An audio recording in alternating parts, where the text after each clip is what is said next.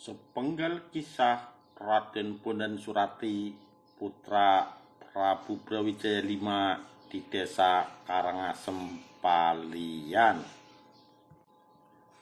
Banyak disebutkan bahwa Gunung Kidul merupakan tempat pelarian orang-orang kerajaan Mojopahit. Hal tersebut berdasarkan cerita rakyat dan peninggalan masa lampau berupa petilasan yang tersebar di berbagai wilayah. Banyak diyakini umumnya berasal dari kebudayaan masa Mojopahit. Tokoh dalam cerita rakyat atau sejarah yang menyertai keberadaan peninggalan berupa petilasan di wilayah Gunung Kidul tampaknya selalu erat dikaitkan dengan nama tokoh Brawijaya V.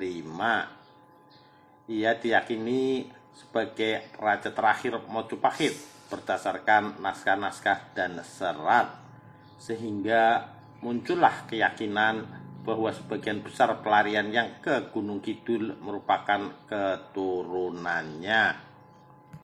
Seperti halnya petilasan Raden Bondan Surati yang berada di Padukuhan Karangasem, desa Karangasem, kecamatan Paliyan. Keberadaan petilasan tersebut juga memiliki penggalan cerita dari masyarakat setempat. Dari salah satu sumber kepustakaan diperoleh kisah bahwa Bondan Surati bersama saudara-saudaranya yakni Wonokusumo dan Wanabaya, ada juga Raden Joko Guntur. Setelah datang, mereka lalu menghuni beberapa lokasi di Gunung Kidul. Alkisah Bondan Surati menjadi bagian dari orang-orang Mojopahit yang pergi ke Gunung Kidul ketika pecah perang Mojopahit melawan Demak pada abad ke-15. Wilayah Gunung Kidul dianggap aman oleh orang-orang Mojopahit untuk bersembunyi menyelamatkan diri dari kejaran musuh karena masih berupa hutan belantara. Putra mahkota Bondan Surati merupakan putra ke-26 Raja Mojopahit. Sedangkan menurut Muryadi, tokoh sepuh di desa Karangasem, meskipun sudah tidak runtut, ia mewarisi cerita dari para pendahulunya mengenai keberadaan Bondan Surati di wilayahnya. Cerita turun-temurun yang diingatnya setelah orang-orang Mojopahit datang dari timur, perjalanannya bergerak ke arah selatan dan barat. Dirinya tidak ingat secara keseluruhan, namun ada beberapa di antaranya yang dianggap cukup dikenal. Dari sebelah timur, di Karangmojo ada yang namanya Wonokusumo dan Notokusumo.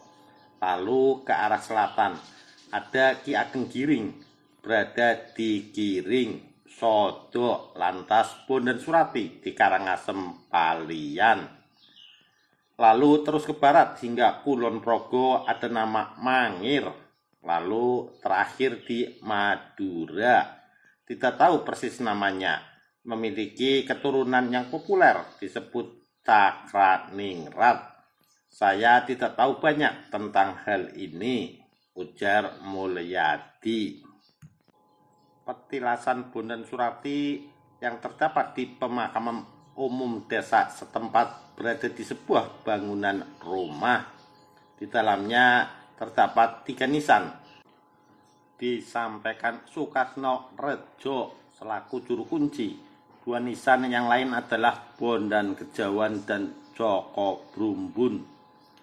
Meski nisan Bondan Kejawan berada di desa Karangasem, Paliyan, namun banyak sumber yang menyebutkan bahwa di situ bukan merupakan makamnya. Nisan itu hanya sebagai penanda petilasan saja.